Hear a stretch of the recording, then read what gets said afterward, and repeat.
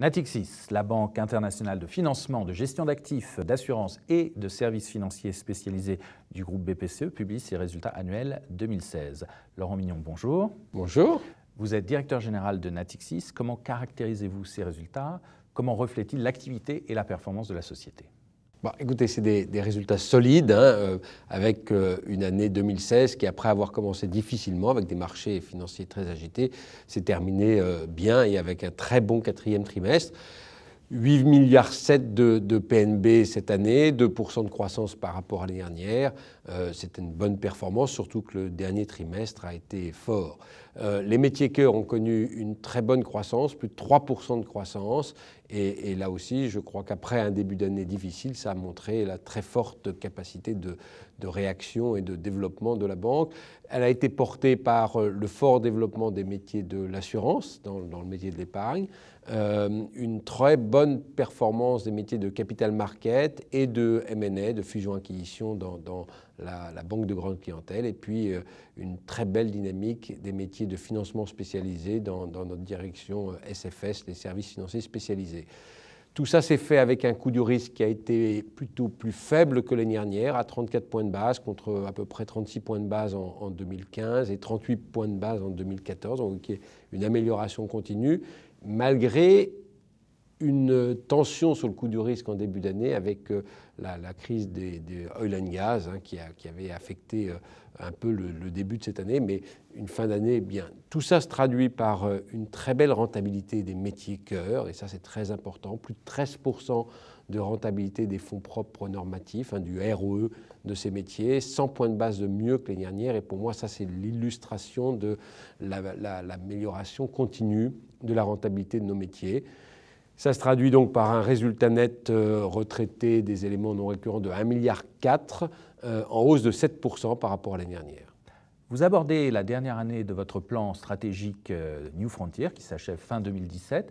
Quel premier bilan faites-vous et quelles sont les principales réalisations? Écoutez, le plan New Frontier se termine à la fin de l'année 2017, donc il reste encore une année, c'est important de bien la faire, mais on peut quand même d'ores et déjà dire que c'est un succès, en tout cas à ce stade. Après 3 ans, une très grande partie des objectifs ont été atteints, et en tout cas, ou alors sont en bonne voie d'être atteints. Dans les principales réalisations, on peut bien sûr parler du pôle assurance, puisque une des grandes ambitions du groupe, et Natixis était un acteur important dans cette ambition, c'était de devenir un banque-assureur de plein exercice. Et donc, on a créé un grand pôle assurance au sein de Natixis, et on s'est déployé notamment en assurance vie, en reprenant, vous savez, les affaires nouvelles auprès des caisses d'épargne en assurance vie, avec un programme qui s'appelle Assurément 2016, qui a été un très très beau succès. Donc ça, c'est le premier point, une très belle réussite dans l'assurance. Dans le métier de la banque de grande clientèle, c'est le déploiement réussi du modèle qu'on appelle Originate to Distribute, qui nous permet d'apporter plus de solutions, plus de valeur ajoutée à nos clients sans mobiliser trop de bilans, et qui nous a permis d'améliorer et la rentabilité et d'être plus disponible pour développer nos métiers, avec en point d'orgue peut-être le développement du métier de M&A, de fusion-acquisition, avec l'acquisition de la Banca Leonardo qui est devenue Natixis Partners et de Peter G. Solomon qui ont été intégrés au cours de l'année 2016. Dans le métier de la gestion d'actifs, on gère aujourd'hui plus de 830 milliards d'euros. On est un des principaux gestionnaires d'actifs dans le monde.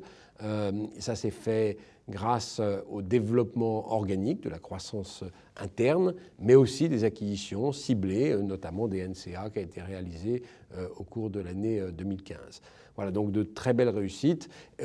Il faut citer aussi un des grands objectifs que nous avions, qui était d'établir plus de synergie, plus de chiffre d'affaires avec les réseaux des caisses d'épargne et des banques populaires. On s'était fixé une ambition pour l'échéance de 400 millions d'euros. On en a fait plus de 340 millions d'euros à la fin 2016. Donc on est en avance sur le plan linéaire de cet objectif, donc une très belle réussite là aussi. Enfin, un des derniers axes de notre plan, c'était de devenir une banque plus internationale, de faire une part plus significative de notre chiffre d'affaires hors de France, et c'est le cas. Plus de 50% de notre activité aujourd'hui est faite hors de France, notamment par l'internationalisation de 2 métiers principalement, l'asset management bien sûr et la banque de grande clientèle. De quelle façon les actionnaires de Natixis vont-ils bénéficier des résultats de l'année 2016 ? Comme vous le savez, la stratégie de Natixis, c'est une stratégie caractérisée par une politique qu'on appelle asset light, ce qui veut dire en fait que nous générons du résultat sans augmenter la taille du bilan, sans demander plus de capital. Ce qui veut dire implicitement que ce résultat est disponible pour les actionnaires, soit pour faire de la croissance externe, créer de la valeur pour demain en faisant des acquisitions, soit en le retournant à ses actionnaires sous forme de dividendes. On a pris l'engagement de distribuer toujours au moins 50% du résultat et les années où on ne fait pas d'acquisition significative, plus. En 2016, il n'y a pas eu de projet passionnant sur lequel nous avons souhaité investir, comme on avait pu le faire les années précédentes, notamment en 2015. Et donc, nous allons proposer à l'Assemblée générale un dividende significatif qui représentera une partie très importante du résultat, 35 centimes par action, et qui donc, si l'Assemblée générale le vote, sera mis en paiement au mois de mai. Laurent Mignon, directeur général de Natixis, je vous remercie. Merci.